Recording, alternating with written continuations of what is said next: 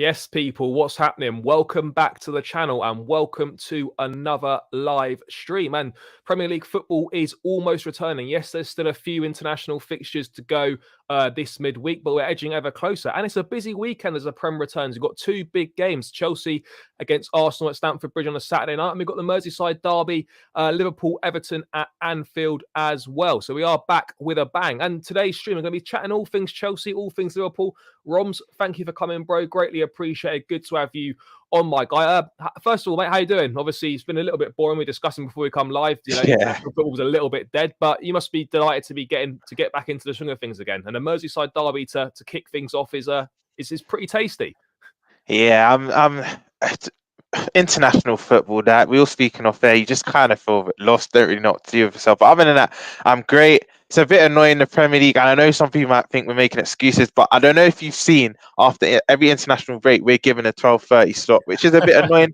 But other than that, I can't wait for the early kickoff. Honestly, I think there's no better game to play one of your rivals and just to get stuck into it. And we haven't won in our last two, so we need to get back to winning ways. But no, other than that, I'm good. Thanks for having me again, man.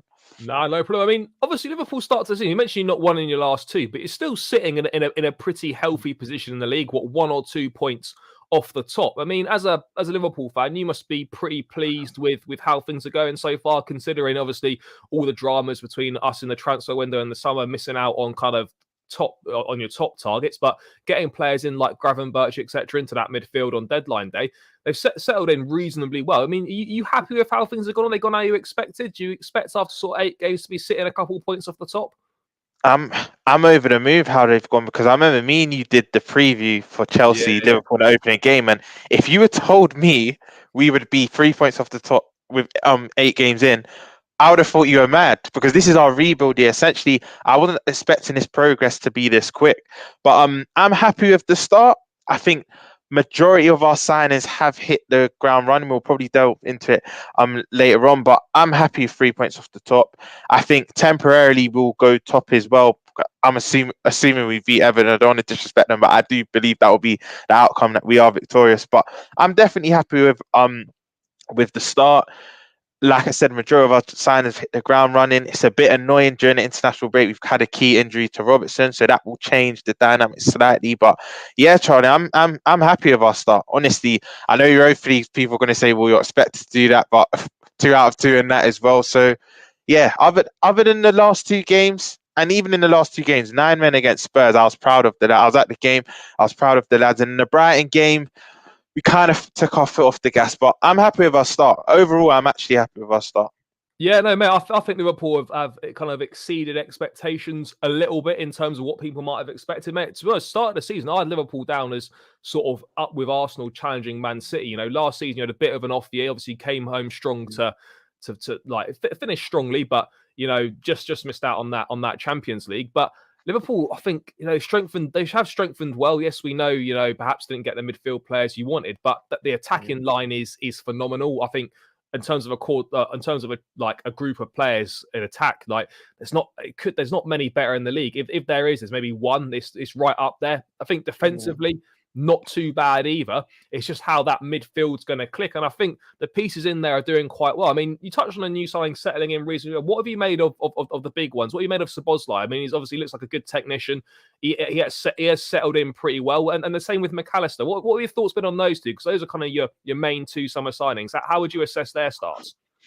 McAllister's, and I think as a fan base we would agree, hasn't been the best, but that is due to him not playing in his preferred position. I think Klopp thought he could play in the DM role, and where we've played less opposition and we dominate the ball and we have more of the ball, he looks fine in that aspect, but on the transition, it looks quite susceptible. And I was at the Spurs game, right, and 20 minutes in, I don't know if the cameras picked this up, but he had his hands on his knees. That we're actually kidding him in that 6th row.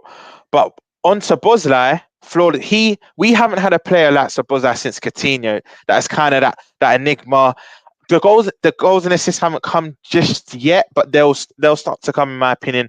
But for me, he's amazing, and he's going to be here for the next, for me, 4 or 5 years. And for me, what a player we have signed! What a player we have signed, because most games everything's running through him. everyone wants to get the ball to him. You saw his strike in the League Cup against Leicester, excellent finish. Again, another finish against Aston Villa where he's hit on the half volley.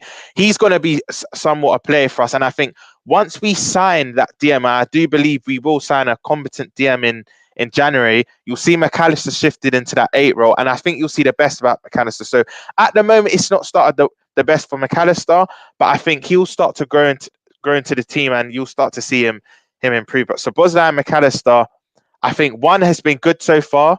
The other we're yet to see, but it will be there 100%. I mean, mate, what are your thoughts on Gravenberch as well? Obviously, like a very talented player. I mean, I think I might have said it on Saeed's show or something, but like Gravenberch for me, a very good player.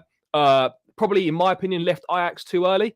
Probably could have stayed there another couple of years to develop. Went to Bayern, didn't really get the football he needed. But he's come to Liverpool now, and I think he's a good player. Obviously, I haven't seen him play that much in Liverpool. He's done a little bit. Do you think he can adapt to the role that's going to be required of him? And I mean, the Liverpool fans happy with that signing? Charlie, I'm a big advocate for him. When we first signed him, right, I thought maybe good squad depth, but every time he gets an opportunity, he showcases why, in my opinion, he merits a start now. And going into the Brighton game, I think it was Elliot, McAllister and Szoboszlai were our middle three. And I remember saying in the preview in that game, I would want to see Gravenberch in. He had a good performance in the Europa League game before, which I was at against Union St. Galois. Played a very good game, scored. And when a player keeps proving themselves, especially in lesser competitions, it's only right they merit a start. And it's no shock that he come on against Brighton and we had our best spell. We had more stability. He's kind of robust. He's very powerful running with the ball. And he also does win the ball back a lot as well. And I do feel if we was to put him in that 6th role temporarily and push McAllister, you'll see our midfield go up even another level. But I now want to see Gravenberch start. Whether obviously Klopp has the same thinking, he's quite stubborn. I think he's going to keep McAllister in that 6. I think Jones still wouldn't be back because he got a straight red. I think he'll stick with McAllister, Szoboszlai, and probably Elliot again. As much as I like to see Gravenberch, he'll go with Elliot again. But Gravenberch, I think he's been excellent. Every time he's come to the team, he's proved himself. So yeah, I'd like to see him start. But I agree with you. I think he probably should have stayed at Ajax for a few more years of development. Went to Bayern. His luck with injuries wasn't the best. And then when he did play, didn't perform enough. So yeah, I'm happy with Gravenberch. And the last signing we've not touched on is Endo. I don't want to be a Debbie Downer here, but when you can just tell he's not Liverpool quality. He's not, because he is our only out and out 6. And every time he's come in, he just looks a bit lightweight. He looks like he's getting bounced off the ball.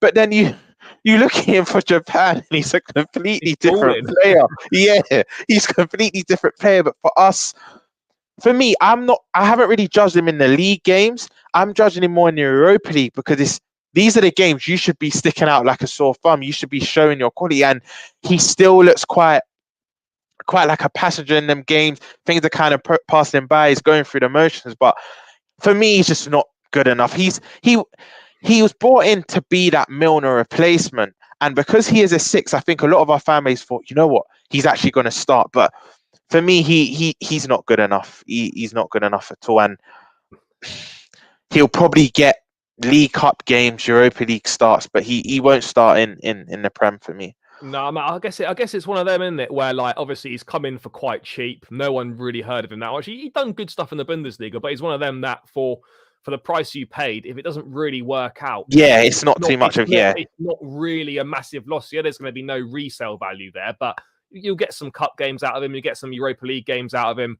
As you said, I mean, look, it's not ideal, but it's not like it was your main signing, so it's not a complete disaster. But mate, just lastly on midfield quickly before we move it to Chelsea, how important do you think Bajcetic coming back when he does come back is going to be? Because he was having a run either last season or the season before where people were talking quite highly of him. I mean, are people looking forward to him coming back, Liverpool fans? Do you think there's a role for him still? This might seem a bit outlandish, but I'd put him straight back in that 6 when he comes up, because we went on a run last year where it was a bit inconsistent, but when he came in, we had a Fabinho that was on the decline. We had Henderson, who we tried to play 6, that just wasn't good enough. And he came in, we went on a run of games where we started picking up results. And for his age, to come into a team that has, we all know the sixth role is kind of protecting your defense. It's such an important role. I say it's one of the three most important positions on a football team. And for him to come in at his age with the amount of pressure and to put in them performances, he even scored a few goals here and there. I think we can't wait till he returns to the team. We're relishing it, and I think he'll have a few tune-up games, and then I think he'll start for us because he's proved that he can deal with that pressure. He's technically sound on the ball. He gets stuck in. One thing I will say is he can be a bit rash. He picks up a lot of yellows, but that's the coming of age. That will come when he plays more. He'll gain more experience. But we can't wait till Badistics comes back, honestly. And someone who I forget about, but as we're speaking about our midfield, I'm going to mention Thiago. Now, Thiago this season, a lot of our fans have been saying, well, finally, we've got a lot of midfielders. We can use him sparingly as a luxury player. But the whole point of being a luxury player is they have to be available. They have to be available. And he's just not, because apparently he came back. He done his hip again in training. And I feel like now we're proper taking our time with him. But the things with Thiago is it's like he'll come back and you just know in 2-3 games, the match day squad will come out. Thiago hasn't travelled with the squad due to this and that injury, and it's very frustrating because what a player he is. When we signed him, he was he was within that top 3 or 4 in his position in world football. 20 mil as well, wasn't it? Like it was a great deal. I mean, I know hindsight's great in that. I know hindsight's great in that, mate. But do you think? I know obviously he's a top player, but seeing as he's hardly ever available, do you think it was a mistake maybe not to sell him in the summer? I know it's a little bit like it's easy to say that now, but I get, like, do you think so? If you look back on it, me personally, I wasn't for it because I knew we would have a midfield rebuild once we had sold Milner. Once Milner had left, sold Henderson, sold Fabinho. So I wanted to keep him, and I was I wouldn't say under the illusion because that's a bit disingenuous, Thiago, but I knew we had a lot of players coming in and we could use him sparingly. This is assuming that he's going to be fit, ready, raring to go. He wouldn't start every game week in, week out for us because we know his body can't really take to that. So I thought, you know what? I don't want to sign him. Let's have one good season. Let's keep him for 1 year. He'll come on, he'll impact games. That last 20 minutes with his quality and abundance, he can impact games. But where he's just not available now, Charlie, I wouldn't even be surprised if we sell him in January. I still would try and keep him until the end of the season because when you're that talented, it's hard to see someone like that go. But I wouldn't be surprised if we sell him in January. I'm not saying we will, but I wouldn't be surprised because he's never available. For me, he's like your Reece James. Only that Reece James is much younger and he still has years on him. But it's like they come back, their talent is undeniable, but you're not sure how long you're going to have them for. And it's so frustrating. So frustrating. I mean, you're almost at a point with certain players where like you'd almost rather have someone slightly less talented, but that's always available because at least they're going to give you something. Whereas like, I'm not saying that with Thiago, maybe at that point now, Reece James, again, another one, he's back now, he's fit again. But worry for Chelsea fans is like, you just know, you're almost waiting for him to get injured again. It's not if, it's just when. How many games are you going to get out of this guy before he breaks down again? So like, it's some players are just like that. But hopefully, you know, like the likes of Thiago. I mean, Thiago's obviously a lot further into his career than James is. But you just hope for someone like so as talented as Reece James that injuries aren't just going to like ruin his career to an extent where you can only get maybe 15, 20 games out of him. Even though those 15 or 20 games would be great, it's a difficult situation to be in when you're like, well, we really need like 30 or 35 games out of this guy. So look, it happens. You get some players like it, but I mean, mate, just swiftly moving into Chelsea. What have you made of Chelsea's start to the season? Because obviously, look, we've had fairly decent fixtures. You know, obviously we had you boys on the opening day of the season, but other than that, we haven't really played what you'd call a sort of a top side. Yes, Aston Villa are doing well this season.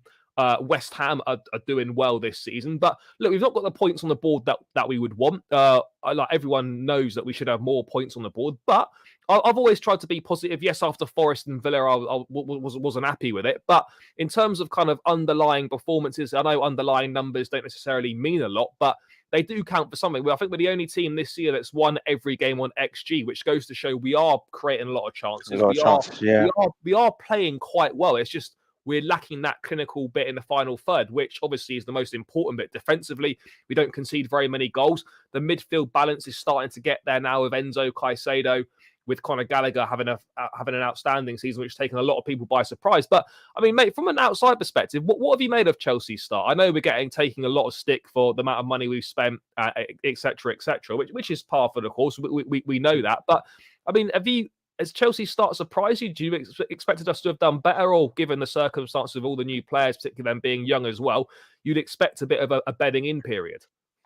Do you know what? It had surprised me because in a lot of channels, I actually predicted, Charlie, that you lot would finish third. I was quite optimistic for Chelsea. I predicted you. I don't think so anymore. I actually predicted you'd finish above us. But with Chelsea, the quality you have in your squad is undeniable. And I want to big up Don. I think you did a video with him. I think you two went to the Fulham game together the other week. That's a good friend of mine. And the way you started your season, especially off the back of the first game against us, I think second half you completely dominated. I think it was a tale of two halves. First half, I think we dominated, and second half, you lot could have easily nicked the 3 points if it wasn't for Alisson. I remember Mudryk and Jackson having a few one-on-ones. But for me, I think Poch didn't do himself any favours, and Don always was expressing this to me. When he's playing Colwell left back and playing Gallagher kind of in a double pivot, and he was also playing Chilwell left wing, it wasn't doing you any favors because you still had quality players that could fill in them roles. And the minute he actually put players back in their position, you started to kind of get results. The performances got better, because the thing is with me of Chelsea, you've not actually, if you've watched Chelsea a lot, because I'm not gonna lie, I do watch Chelsea quite a bit, you've not actually been as bad as people think. The results don't reflect the games, but you look at the game against us, you were excellent second half. The West Ham game, that first half, I couldn't believe what I've seen from you lot. You were playing such good football, you were popping them around the pitch. Unfortunately, you've been unfortunate with injuries. The Carney injury, I think Carney was scintillating before he got injured. In Kunku in the pre-season was a big loss. I think like, and this, I'm not saying this is a mistake necessarily, but in terms of like, it seemed clear that a lot of the plans for the season were built around Kunku, and then 100%. And then when he got injured and was going to be out probably for half the season, it was almost like we're like, fuck, well, what happens now? It's almost like Poch didn't necessarily have a backup plan for Nkunku not being available. And that's why we sort of had a Chilwell at left wing situation, where I think he initially went with that because he wanted to double up down that side but then it worked okay, and then he just carried it on, which was a mistake. But I think like a few tactical decisions here and there were wrong, but as soon as he tweaked the balance where he put Gallagher as the furthest forward, as the most advanced midfielder, put Enzo back in alongside Caicedo, we've actually played a lot better. The game against Brighton in the Cup, we managed to get a 1-0 there. We also managed to, obviously, played very well against Fulham. Great first half, and then shut it down second half. And then we played very well against Burnley. And I think the Burnley game was massive though, because for me, like that's the first time in 19 times where we've come back from going a goal down and actually won. That for this group is massive. Crazy, I know it might not sound like much to people, but when we're so used to going a goal down and then knowing we're not going to get anything from the game, to actually get that, it was massive for us. A big confidence boost. Charlie, even the Forest game, right? Even though you lost the game, again, you were all over them. I look at another game. Like open goal. Yeah. The Bournemouth game, how you didn't win that by 3-4 goals was crazy. And this is what I'm saying. A lot of rival fans won't watch Chelsea and just look at the results. Chelsea, this, that. But I've watched the games, and your problem has been created clear-cut chances. And this is what Don kept expressing to me. The minute you started to create clear-cut chances, you're seeing players score. And I think Armando Broja, I've always rated, even his stint at Southampton alone, before he got that dreadful injury for you. I think there's a player there. He's still quite young. He needs to develop. And the reason why I was so optimistic with Chelsea, right? I watched 2 of your games in pre-season against Brighton and Newcastle, right? Oh, 2 Premier League games. two Premier League opposition, and a lot of people say, it's pre-season, but the sample size are against 2 Premier League clubs. And let's have it right. They didn't field weak teams. Like both Chelsea, Newcastle, and Brighton all fielded quite strong teams. And what I was seeing Mudryk, Jackson, and Nkunku doing, I was like, you know what, Chelsea could have a good season. This is fluent. Obviously, Reece James was at the time that the injury to him was unfortunate, but injuries have stifled you. But I think the reason why a lot of us rival fans on the flip side don't have that much sympathy is because of the money you spend, and you still have quality in your squad. For me now, going forward with Chelsea, like I said to you off air, I think this run everyone thinks doom and gloom for you lot. I genuinely think you pick up at least 3 or 4 wins in these next 8-9 games. I genuinely believe that, but I do still think the run. Like it's tough, but I think as well, though, bro. Like you can look at it, and like I think it goes one or two ways. It either makes you as a team, and you really kick on, because right now, what we're 7 points off the Champions League places. Basically, I honestly think this run will decide whether we're going to qualify for the Champions League next season or not. And that might sound mad, but we're already 7 points off. If after this run we then suddenly become sort of 12 or 15 points off the Champions League, then we can forget it. But I think for me personally, mate, if we come through this run and we're no further behind than we were going into it, then that's a positive outcome. We cannot afford to be 12 or 15 points off Champions League qualification after this run of games. So you look at those games, and I think, look, our home form's not been good, but we are playing some half decent football. Look, we're not going to win all of those. We'll get into the Arsenal game shortly. I think we can beat Brentford. Yeah. I think we can maybe beat Newcastle as well. Spurs and Man City kind of up for grabs. Brighton's difficult as well. But I mean, look at that run, mate. And what have you seen from Chelsea that makes you think, from an outside perspective, that we can maybe pick up a few wins that people aren't expecting us to? Because I just feel now you've introduced a player which personally I thought he should have started the minute you signed him, in Cole Palmer. I was a big fan of him from Man City. He has that hunger. He has that eye for goal, because the only thing that worries me about Chelsea going forward, you still don't have that out-and-out goal scorer. I think Jackson he's a bit like our Nunes. He will they're good plays, but he'll still miss big chances. I look at Palmer and Sterling, and I'm not just saying this off the back of the Burnley game. They're the two I look at. If Chelsea are to get to results through this hard run, I think both of them have to start scoring, which I do think they will. I think Sterling and Palmer will start chipping in a few goals. I think Jackson here and there. But I think you'll beat Brentford, and I'll go as far as say I think you surprise everyone and you beat Spurs away. I know they've been scintillating, I know they've had a flying start, but Chelsea can be Spurs' kryptonite. You can genuinely be Spurs' kryptonite, and you have a decent record against them. I think you beat Brighton. We almost always beat Spurs. Obviously, last season was a disaster. I think it's the first time we've lost to them in a long time. Exactly. Brighton, I think I wouldn't. I think you beat Brighton. They don't really travel that well. They've been stronger at home this season than away from home. They've not been traveling that well. These are the 4 games I actually think you win, Charlie, in this run. I do think you lose against Arsenal. I will say that. I think Arsenal, they might just have a bit too much. I think you beat Brentford. I think you beat Tottenham. I think you beat United, and I think you beat Brighton. I think the only games you lose is, I think City beat you. I think Newcastle at their ground. It's tough, that. It's very tough. I'm so happy we've played them already and we got the win there. But I think Newcastle, City, I think there's no draws in this run. I'll say that now. I think Newcastle, City and Arsenal, you do lose to. But I think Brentford, Tottenham, Brighton and United, I think you'll get a result. I honestly think you get a result. And I think a lot of people are going to come out this run thinking, you know what, Chelsea now can mount. I still think Champions League is a bit too much, but I think you can get that 5th or 6th spot. I think you can still get a Europa League place, but I don't know if you have enough quality at the moment to break into that Champions League positions. But you know what? And Nkunku coming back in January, potentially signing Ivan Toney, you just never know of this league. You just never know of this league. And I always say from January onwards, you really know where you kind of know how the season will end for you, or potential targets you can reach or achieve. Because this is what I say to Spurs fans when they're saying, we're potential title contenders, we're eight games in, we've got another 30 to go. Like, we need to keep our feet on the ground. But I think Chelsea get 4 wins out of them 7 games, honestly. Bro, if we could do 4 wins out of that 7 games, I think every single Chelsea fan would sign for that now. But it's going to be interesting to see what happens. I feel like cautiously optimistic about these games coming up. We will get to the Chelsea-Arsenal game later, but just taking it back to Liverpool, mate, you got the Merseyside derby this weekend.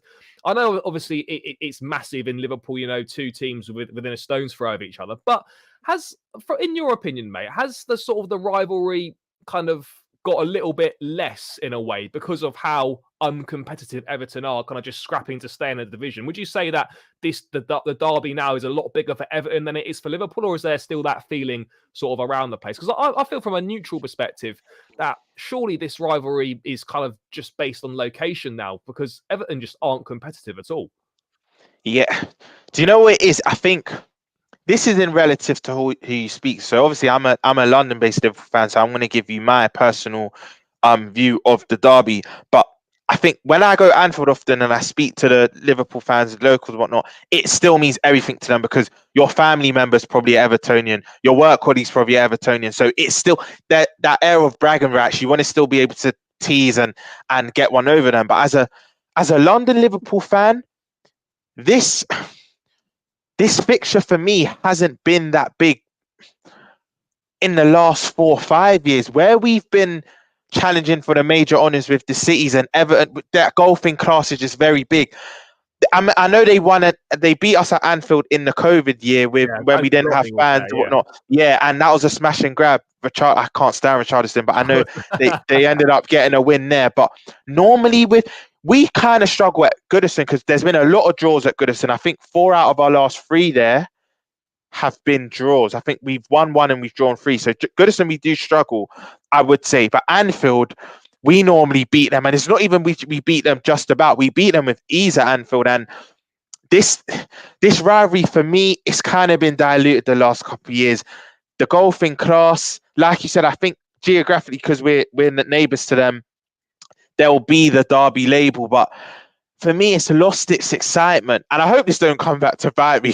They don't turn up on Saturday. They turn up with a draw. But I remember the days under David Moyes, and they kind of had the Stephen Pienaars and the Cahills and players like that. And the Leon Osmonds. That's when you knew, when you go to Goodison, either Raw could win. But even again, at Anfield, we would still beat them in those times. But I remember they qualified for they qualified for the Champions League qualifying rounds, and then they got knocked out them times. So for me, it hasn't been that big the last 5-6 years. But you know what they picked up? I think they won before the international break. That's going to give them a bit of confidence.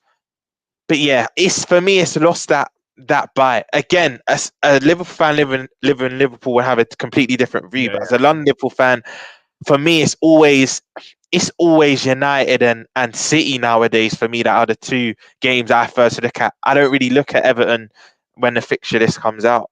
No, I mean, I hear it. I think it was spot on. Obviously, in the city, it'll still be big, but massive. I still think, generally speaking, like it's definitely not as big as it was when, say, Everton were competing for the European places. Compared to what it is now. Like you almost now, I know, like football and like records are there to be broken. But you almost like already know on a Tuesday before a Saturday game that Everton aren't going to get anything from this game. Like you can almost say that with like 99% conviction that you think they're not going to do much. Which, look, derby games, obviously form goes out the window and that. But I mean, just on Everton briefly, mate, you look at Everton. I mean, they're horrendous. They're so bad.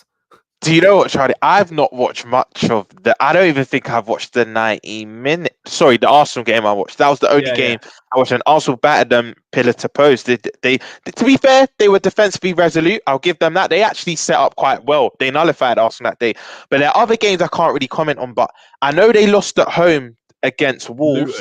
Luton as well. And I know they've got 3 losses. They lost to someone else at Goodison. They lost to Fulham as well. Yeah. Fulham, Wolves, and Luton, and Luton are the team. There's that cliche saying there's no easy game in the Prem. For me, most teams should be beating them home and away. Luton are poor. So for Everton to have a lot of home losses, I know they last beat, I think it was Bournemouth before the international break, but they are horrendous. I agree with you. And Charlie, I'm going to go as far to say we should be beating them comfortably. I'm not even expecting a 1 or 2-0.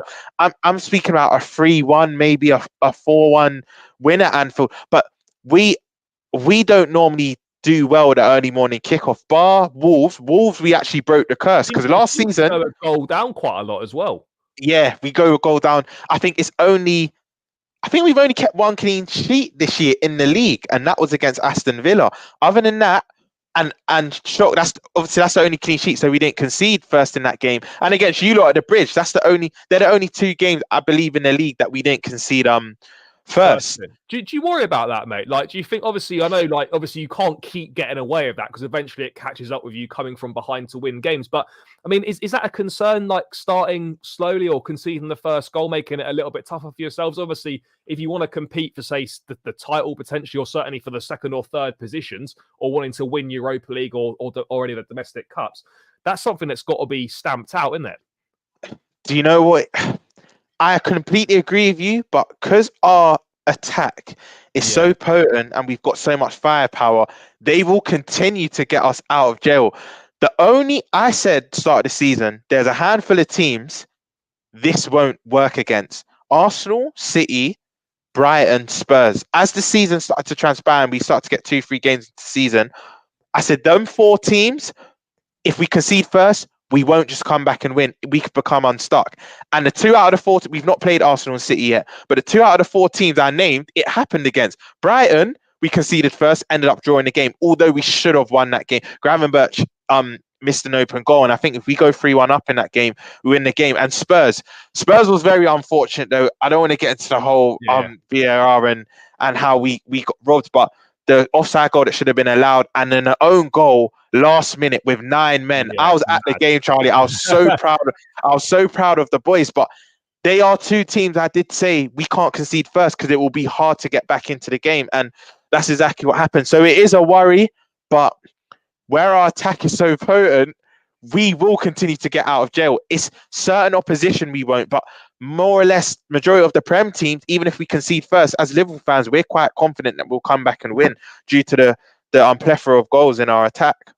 Yeah, I think that's the thing, though, isn't it? Like, you will be able, obviously, as you said, it won't work against every team, but generally speaking, against most teams, you're going to have the firepower to outscore them. But obviously, some days it won't happen. But generally speaking, there's definitely that firepower, at Anfield to get your way out of trouble. I mean, just on the defence, mate, how concerned are you and Liverpool fans concerned about Konaté's sort of injury problems? Because I think he's a top defender, mate. I really like him. I think that Van Dijk's not as good as he was a few seasons ago, but he is still a good defender. He's having a few more maybe bozo moments than he might have done in the past, but he's still a top defender. Konaté I really rate highly, but he is picking up a few injuries. Matip, as good as he was against Liverpool, is not that good. It's not as good as he was perhaps a season or 2 ago. He's definitely on the way down. Joe Gomez is kind of faded a little bit as well.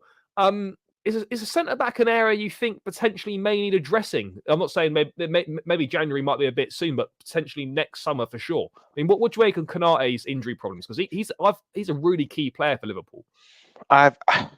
A lot of our fan base was saying going into the season, we're a Konaté or Van Dijk injury away from looking very depleted in the back and in our back 4. And in January, for me, I wanted it in summer, but it didn't happen. A left centre back and a DM. They're 2 positions.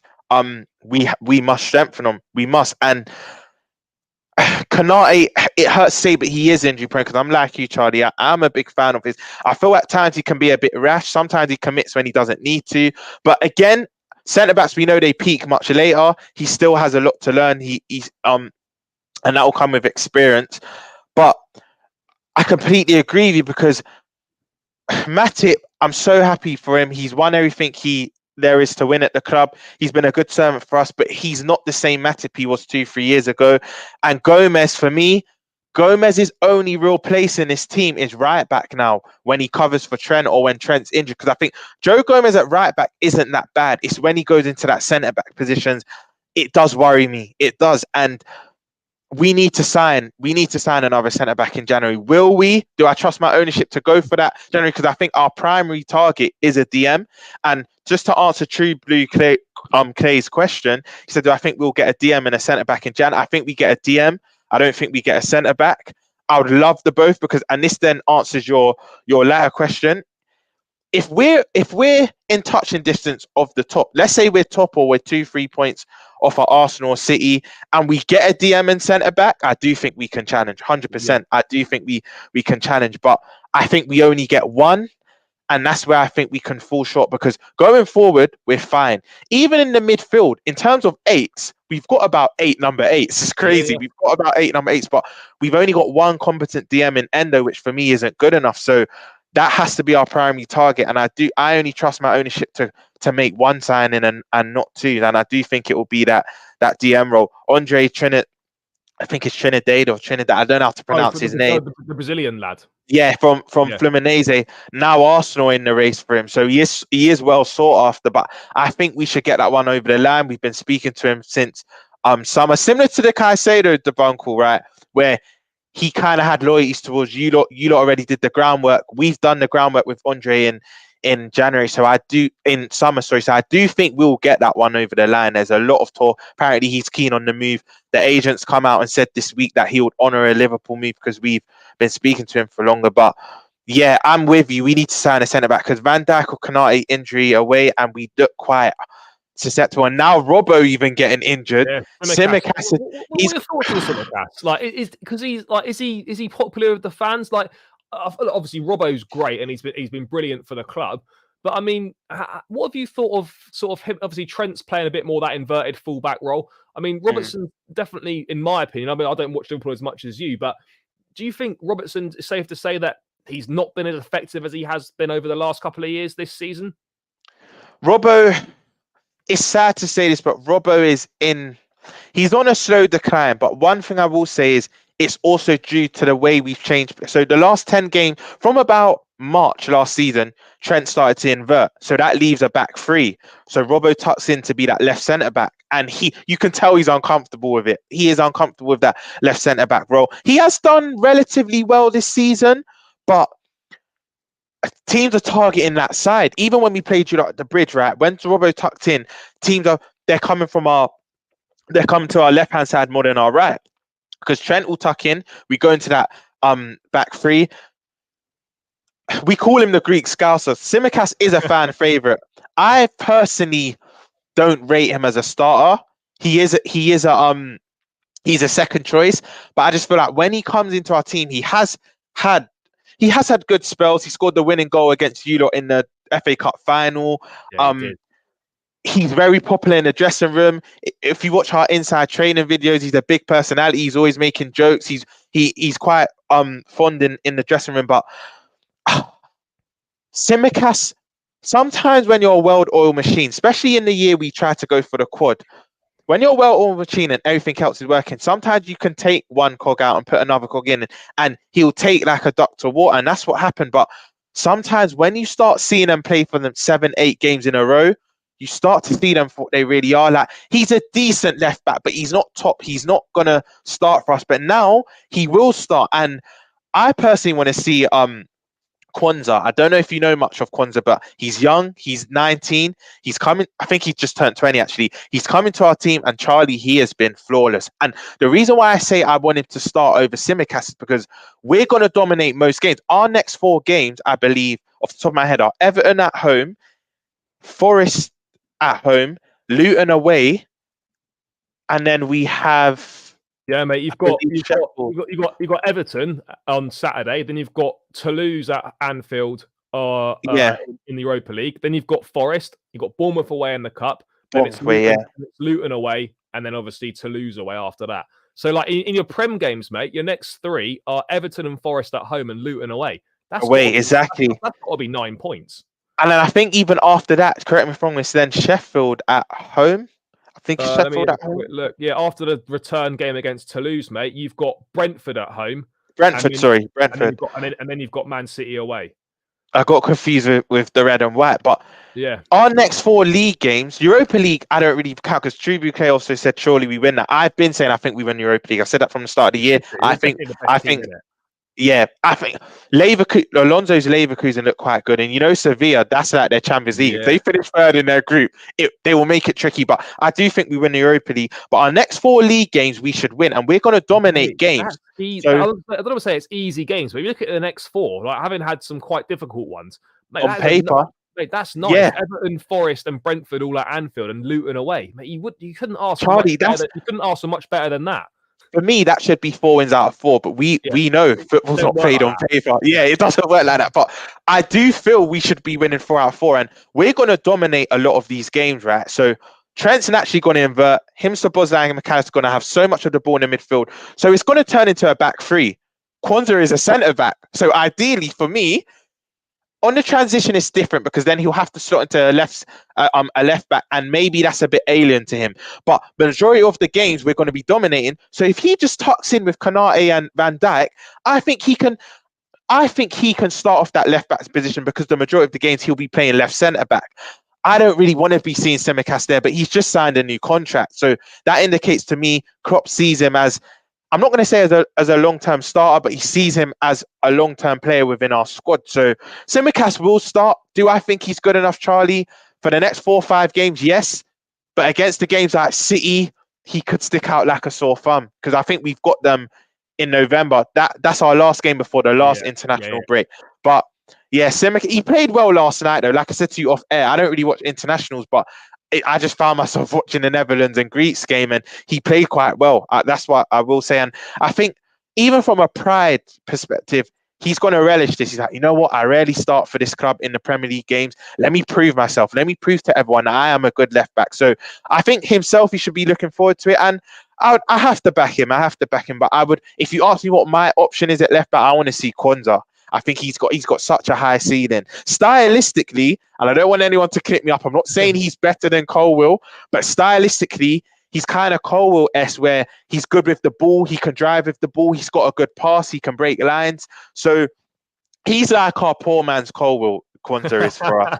That's what he is for us. He certainly. I mean, I haven't really seen him play, but if he plays, then I'll definitely check him out. But I suppose with those fixtures, mate, I guess it doesn't matter so much if Tsimikas does play because you're against the level of opposition. Exactly. Which isn't the best in that the Premier League's got to offer. If you had like Spurs, City, Newcastle, etc. in the run, you think, oh, shit, this could be a big problem here. Whereas against the lesser teams, your Evertons, your Lutons, etc., you think, well, actually, all right, it's not optimal for us, but like we should be beating those teams anyway. And whether Robbo or Tsimikas plays at left back doesn't make an awful lot of difference. So we're going to get into sort of Chelsea and Arsenal. But guys, make sure you keep smashing the likes as well. Run them up, people. Nowhere near enough of you have been hitting that like button. So make sure you do hit the like button, guys. It's free, it's simple, and it massively helps me out. So please do smash a like and subscribe to the channel if you're new round here as well. Almost at 7K now, people. We're edging close, so every new subscriber does greatly help. But please do smash the likes. It is massively appreciated. I mean,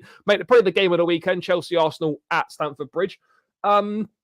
Obviously, you said earlier, bro, that you think Arsenal probably have too much against us. How do you see that going? Do you see it being a close game? Because both teams don't concede an awful lot of goals. Arsenal have definitely got goals in them. We can have goals in us. It just depends on what attackers decide to turn up and with their finishing boots on. I think this will be a lot closer than people think. But I mean, what 100%. makes you think that Arsenal will just shade it? Are we doing predictions yet, or should we leave that? No, you can predict if you want, mate. No worries. Yeah, I think Arsenal nick this 2-1. Like, I completely agree with this. Some Arsenal fans are disrespecting Chelsea. Now, they've got a few wins, but that's against the Burnleys, that's against the Lutons. We're not them. We're going to beat them comfortably. That's not how this game's going to go. I think they beat you by a goal, 2-1. But I just feel, again, like I was saying earlier, when I look at where Chelsea's goals are going to come from, for me, they come down to 2 players that I trust in your Sterling and your Cole Palmer. Jackson and Broha are capable of scoring, obviously, but I feel like that big chance might come to them and they miss, whereas I think that big chance could come to a Sterling or Cole Palmer and they're dispatching it. I think they'll score for you lot, but I just feel there's been a lot of rumours this week that Arsenal's front three, I think, Saka, Martinelli and Gabriel Jesus haven't started a game this year. I think they've only played 20 minutes of football together. Yeah, because they're not available. They've all been injured. Yeah, either when 2 have been fit, 1's been injured, or they've not been all fit at the same time. I think they've only played 20 minutes together, but they will most likely start. And apparently, a lot of Arsenal fans have been calling for this. Partey, Odegaard. I know as Chelsea fans, you lot are probably praying Kai Havertz starts the game, but there's been a lot of rumours that Odegaard, Partey and Rice will start as a trio. And again, that's not happened. So it's better balance as well. That for me is better balanced with Odegaard, Partey, and 100%. Rice. It's a lot better balanced. You have Partey and Rice sitting alongside each other with Odegaard a bit more advanced. Rice can Yeah. forward a bit more as well because Partey doesn't tend to get forward much. That for me has got a Yeah. better balance to it than Havertz in that position. And Havertz, Havertz is not going to really do that defending stuff, or certainly not as well. So that front six haven't started a game. So if they start, and it's what a lot of Arsenal fans have been calling for, because I think the general point of view, the like general consensus is that's the strongest front six. And if they start at the bridge, I do rate Chelsea. I think you even alluded to it. I think only City and Arsenal have conceded less than you lot. Don't quote me on that, but I think you're the team that have you've got the third best defense in the league at the moment. We don't concede many goals at all. Like literally, you hardly can. The most we conceded is like 2 in a game. I mean, you let in 3 at West Ham, but we don't concede. And that was early in the season. That was in August. That wasn't recently. So I believe that if that front six starts, Enzo's my favorite player outside of my club. Like he's my actual favorite player. I think Enzo Fernandez's quality. Caicedo's now picking up a bit of form. Gallagher, I know a lot of Chelsea fans aren't really fond of him, but you have to call a spade a spade. He's been excellent in your last 2-3 games. And Chelsea will make it difficult for Arsenal. I think Reece James will get the last 20-30 minutes. Badishield, I think, back in training, isn't he? Well, yeah. You've got injuries. He's not played for 5 months, though, so I'm not sure he'll be chucked in. But mate, just to go back on the point on defence, the best defence is City and Arsenal, joint with 6 conceded. And we've conceded 7 alongside Palace as well. So Arsenal have conceded 1 less goal than us. Obviously, we've scored 5 less. But yeah, I mean, defensively, mate, there's not a lot in it. I mean, I don't worry about us defensively at all. Midfield, I don't worry about us too much. I think the balance is starting to get better now. Gallagher's doing a very good job. In that more advanced midfield role. Enzo and Caicedo are starting to get used to one another. I mean, you touched on Enzo. He was obviously fantastic in that opening game of the season against you lot. What have you made of him? Like my one criticism would be he needs to be a bit better in the final third when he gets into those positions. His shooting, perhaps his decision making's not there. But in terms of what he does from a deep lying midfield position, I think he's one of the best in the league, and he will only get better. But some people aren't having it. I mean, how do you view him? Obviously, you're a big fan of his. I'm a massive. When it comes to 8s, I only have Odegaard and De Bruyne ahead of him. I know the chat might sound me for this, and I know they might say, "What's he done at Chelsea? He's hardly been in the top half." You're going to get all these things that us rivals say, but I think I've watched him so much, right? And I just think there's such a player there. And once Chelsea start firing on all cylinders, you'll see a better Enzo. One thing I got wrong on, and maybe this was me overrating him a bit too much. I thought he could do the 10 role, but like you said, his finishing needs to be, his finishing needs to be a bit more polished. But once you've put him back into that 8 role, where I think he can collect from the back 4, and he has the whole picture of the game, he's quality. Honestly, he's quality, and I feel, he's coming to a Chelsea side that, let's be honest, under Potter, under Lampard, it's not been the best. He's coming to quite a bad environment, and when you've got a price tag like that, you're not going to get sympathy at all. People are going to expect you to hit the ground running. But I do think the best of Enzo is yet to come. You've got a player there, and I desperately wanted us to sign him. We could have got him for 30 million. It's crazy. Because you were linked with him when he was at River Plate, wasn't he? River Plate, exactly. Before he even went Benfica. So we could have got him. I think Michael Edwards tried to get him over the line for 30-40 million, but Klopp wanted to hold out for Jude Bellingham. So we know how that one went. But I think Enzo's very, very good, and I do feel he will be key if Chelsea get a result this weekend, because I think this will if Chelsea are to get a result, it will have to be a smash and grab. I think the possession stats will be like 60-40, 70-30 in Arsenal's favour. They will dominate the ball. They dominate most games. But I think in that transition, I think Enzo's quality and his passing range, he will get it to a Cole Palmer or Sterling or like a Mudryk that will get the ball further up the pitch in a transition. So I think he'll be key if Chelsea get a result at the weekend. But I think Enzo's a baller. And for everyone kind of clowning him, not Chelsea fans, rival fans, the best is yet to come. This is a player that I desperately wanted at my club. Mate, I totally agree. I think he's an outstanding footballer, and look, yes, he needs to add a few more goals to his game. But once this team starts clicking and we start winning and moving up the table again, which we will do, people are going to see more and more of him and more of him influencing and obviously kind of dictating games. I think, like, obviously you touched on it before, Raheem Sterling. I mean, look, for me personally, I think Mudryk's been in great form recently. Cole Palmer's been in great form. Like, there's a bit of a headache selection, but I suppose for me, obviously based on the back of the Burnley game, I mean, we probably need to tell Sterling he's not in the England squad every week because he seems to get a decent performance from him. I think he scored twice against Luton after he was dropped from the squad, and then he had a great game against Burnley after not making the squad. But look, he's probably going to start in some of these games coming up. You know, you want that experience there. I think Cole Palmer and Mudryk have offered more than Sterling has over the last 4 or 5 games, 100%. But I mean, from Raheem Sterling, someone that you know well, obviously from his time at Liverpool, he's had a fantastic career. My problem with him is that he doesn't influence games enough in terms of, you know, he come into Chelsea. He said he wanted to be the main man. He's the highest paid player at the club, but he only turns up maybe 1 in 3, 1 in 4 games. Like he needs to do what he did against Burnley. I'm not saying if he can do it every week, fantastic, but like we need to be talking sort of every other week. We can't be having a 1 in 3, 1 in 4 kind of guy. He had a terrible season last season. I've always maintained that if this season he doesn't really do the business, then I would have no harm in trying to shift him on. Yeah. Where do you stand on Sterling and kind of what he's done at Chelsea so far? Because I think a lot of us feel it's a little bit underwhelming from what we expected. For me, he has been underwhelmed, but then I look at last season and I look at your squad and I think no one played well. So yeah, do you know what I mean? So I think that's hard to judge him by. But then, like you said, a season in the England international was excellent for City for 3 or 4 years. I think he was their player of the year. I think the year we won it, his goal return was crazy. I think it was about 22 goal contributions in about 30 plus games. When you come in with that profile and that much experience, and I think he's one of your highest paid players as well. Yeah, mate, he's well over 300k. Like he got a big deal, mate. Entering his prime, not entering his prime. In his prime, I think he's 28. Correct me if I'm wrong. He's either just turned 28 or he's about to. Yeah, or 27, 28. So some people say he's entering his prime or he's in his prime.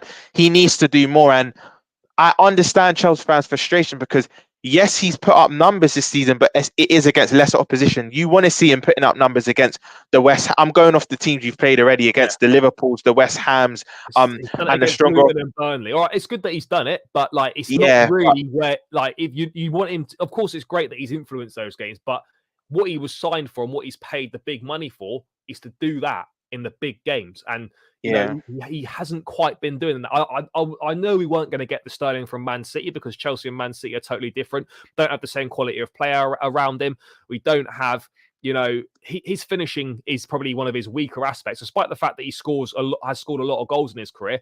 At Man City, because you're scoring 4s and 5s every week and you're winning every week, if you miss a couple of chances, it doesn't matter. At Chelsea, where we don't create that many chances, and if you miss a couple of chances, you're not going to get an opportunity to put it right. And that's the difference between you winning and potentially losing a game. So it gets highlighted a lot more. Look, Charlie, I like him, but he needs more. He needs to do more. Sorry to interject. You've made a great point because even at Liverpool, missed a lot of one-on-ones. City, like you said, because of their quality and abundance, he will get the more chances you get, you will score. So he would have about 6 chances a game, but score 2 of them. So it would look like he's a good finisher. And it's a bit contradictory because I just said he has good numbers, but it's because of the volume of chances he was getting. He have good numbers though, but when you see his finishing, you're almost like, how's he got those numbers? But it's good numbers, but it's because he's played in a team that creates a lot of chances. Exactly. He played in when you went really close under Rodgers with Suarez and Sturridge. Like you created so many chances. That team created so many opportunities. And then obviously at Man City, we know how many opportunities they create. He's probably for the first time in his career, he's in a side at Chelsea that doesn't create that many chances, and the onus is on him to try and make something happen. Whereas at City, the onus wasn't really on him. He was just a cog in the machine. And then Liverpool, yes, the onus was on him, but like Suarez was probably more of a standout guy. Sturridge has had a phenomenal season. You still had Coutinho. He was much there as well. He was a big part, but the pressure wasn't on him to step up. Yeah, and he was young. We had about 4 or 5 other talisman that you look at before you look at Sterling, but he was just a bonus. But you're spot on. But he needs to start finding some consistency because True Blue in the chat saying he is your highest He paid is, mate. player, He and is, yeah. he's probably, other than Thiago Silva, help me out here, but other He's than the oldest. Thiago Silva, He's the probably your oldest, most mate. experienced. Yeah, Yeah, probably your most experienced no, he player. is, mate. Like literally, Yeah. Silver, and Sterling are the only two players in the squad that are over 26. Chilwell is Oh 26. yeah, because you had that rule, didn't you? Apparently, you didn't sign Madison Well, because he wasn't. yeah, I mean, I I don't know don't know how how true true that that is, is. but Yeah, yeah, but yeah, yeah. you still see it, and you're like, yeah, kind of, it does sort of make sense. But I just wanted to round out quick thing. I know it's transfers, but it's kind of throwing it forward to January a little bit. Who do you think gets Ivan Toney? And do you think, what sort of a difference do you think Ivan Toney would make to Chelsea if he were to come? Because I've been banging a Toney drum all summer long. I've been banging it for time, and Yeah. I firmly believe that he would be a Chelsea player now if he didn't have the ban. But I mean, just like last few minutes, what are your thoughts on Toney and the chances of Chelsea getting him? Because how much of a difference do you think he would make to us? Do you think he suddenly makes us, I don't want to say title contenders straight away, but it puts us in the conversation for maybe the following season? I think, right, when we were speaking about earlier, like points and relative towards Yeah. how many points you're off European places, I'll go as far to say this. If Chelsea are about 4 to 7 points Yeah. off Champions League spots, with Nkunku coming back and a potential signing of Toney, I do think you could probably get a Champions League spot because you've got a proven goal scorer. I think people forget he hit 20 last season. Yeah, he's Not mad. a lot of players do that. In a Brentford team as well. Mate, only Haaland and Kane scored more than him. People Scored don't. more, People don't. exactly. I almost feel like he's a little bit disrespected. Suspected, 100%. I don't think people appreciate how good this guy is. Because do you know what it is? In January, there's a lot of variables here because if you're gonna look at who can offer the most money and wages, it's Chelsea. I mean, I've experienced it all summer with Lavia Caicedo. I've been on the receiving ends. You can outmuscle everyone bar probably City, and you could now say Newcastle, but Chelsea are powerhouses when it comes to getting a player over the line. But if you're gonna go off, let's say, ambition, and because in January, Arsenal will probably be there and thereabouts challenging, right? Yeah. They could be on the precipice of winning the Prem, right? And you can see him doing very well at Arsenal as well. Like you can see him being that guy that slots in there. Because I think for me, all that's missing from Arsenal is someone like a 20-goal a season striker. Exactly. Look at them now. I know they spread them out: Martinelli, Martinelli, Saka, Odegaard, etc. But I look at it and there's no way you winning a Premier League title with Nketiah and Jesus as your centre forwards. It's just not happening. I don't care how many goals the other guys score. You're not going to do it with two centre forwards like that. I just feel, Charlie, like he's come out and said he's a boyhood Liverpool fan, but he's watched Arsenal. I don't know if you saw that. He did. Yeah. I think we're out of it. I think we've got too much attackers. I would love to. We don't need him. I think it would be more of a luxury because we score enough. The firepower in our front between Gakpo, Jota, Nunes, Diaz, and Salah. We've got goals in abundance, so we don't need him. But I think where he said he was boyhood, and there's pictures of him in the Liverpool top when he was younger, it'll be nice for us. Yeah, but I think the main two clubs he'll go to is either United and Chelsea. Sorry, not United. Well, not them at all. Chelsea and Arsenal. But I think the reason why I lean more towards Arsenal is because he's probably looking at it as that I can be that final piece to get them to the promised land. I can be that final piece to get them to that Premier League title. But if he wants a higher wage and the long-term projects, because Chelsea in 3-4 years are going to be frightening. You can't have this much quality and it eventually not click. So if he's looking long-term, he might think, you know what, higher wage at Chelsea, they're guaranteed to win things in 4 or 5 years' time. I believe, and he may believe, he might go Chelsea. But if he's looking at the more short-term success, actually, even short-term success is disingenuous to Arsenal because they could still have long-term success. I think they've got the youngest average squad and they've got quality. So for me, it's very 50-50, but I think he'll lean towards Arsenal because they're closer to the Premier League. They're closer to winning things right now, and I think he'll lean more towards them. I think for him as well at 27, like this is going to be his big move. So Yeah. it does require a lot of thinking. Like if he's going to leave Brentford, he wants to go and play Champions League football kind of straight away. As we touched on, as much as I'd like to think we'll be in the Champions League next season, there's no guarantees. And when you start, when you've missed out for suddenly, when one season becomes 2 seasons, could easily become 3. Like when you're out, you could be out for a while. That's why it's so important that we do get it this season. So like I can see like if we're in a position come January where we're not really in the running, he might look at it and think, oh, how long is it going to take me to? Do you know what else, Charlie? Like it's going to be tough. Do you know what else with Chelsea as well? He may look at what history suggests, because in my lifetime, like I'm 25 years of age, and probably only Anelka, Drogba, Diego Costa, and Hasselbank are the 4 number 9s that are actually properly worked at Chelsea. When I look at kind of the Torreses, the Falcaos, the Maratas, the Lukakus, the Higuains, there's so many, mate. Shevchenko, there's so many number 9. For some, I don't know why, but for some reason or not, it just doesn't work at Chelsea. It's cursed. So he might look at it and be like, you know what, I might go there and not be the Tony that I know I can be. So I'm not sure. I think if I had to do percentages, I think it's 60% Arsenal and 40 Chelsea. But I think they are the 2 clubs he's looking at. I think anyone else, I don't think see him going there. I mean, you hear potential talks of Spurs. I can't see that happening. He won't go to Spurs. I don't think he'll go. Disrespect to Spurs, but he won't. No, he won't. And then you obviously got United, who've basically got no money, and they've invested in as their main as their guy. I can't see a situation where they would look to add Tony as well. But yeah, look, we need him. We do need another centre forwards, but again, as True Blue said in the chat, like I do get worried when Chelsea sign like sort of a centre forward with profile, because as we touched on, like more often than not, they all haven't worked out. But the ones that have worked out, Tony does have that sort of physical profile, similar to Drogba, in terms of he's got good link up play, he's got good hold up play, he's a good finisher. And he's actually got a bit of pace as well. Like, I'm not saying he's rapid, but he's quicker than people think he is. Do you know what, Charlie, as well?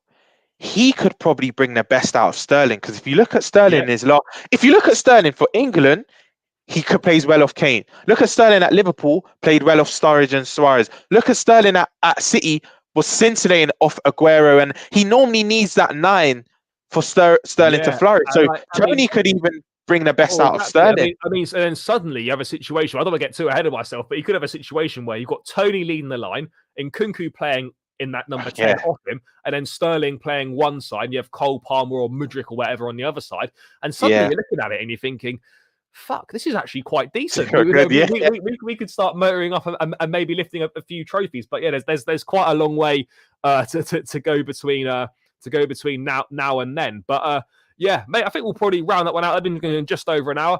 Bro, thank you so much for your time. Massively appreciate it. Obviously, I know you don't have your own channel, but if people want to check out more of where you are and stuff, what channels do you go on quite regularly?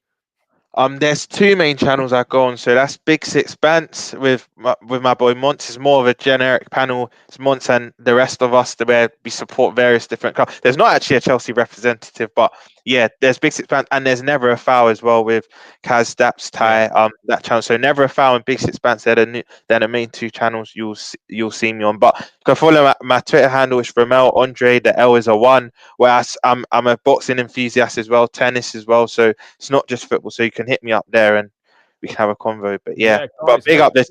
Thanks for having me, man. Thanks for having me. No problem at all. Guys, make sure you check all that stuff out. From myself, I'll be back again tomorrow night as we build up to the Arsenal games. Make sure on the way out, people, you subscribe to the channel, you smash a like on the stream if you haven't done so already. Let's get those likes up, guys. It's free, it's important, and it takes seconds. So please do that. And I'll be back tomorrow night with the London Divide, talking all things Chelsea and Arsenal. But yeah, so run the likes up on the way out, subscribe to the channel if you're new around here, and I'll catch you guys again tomorrow.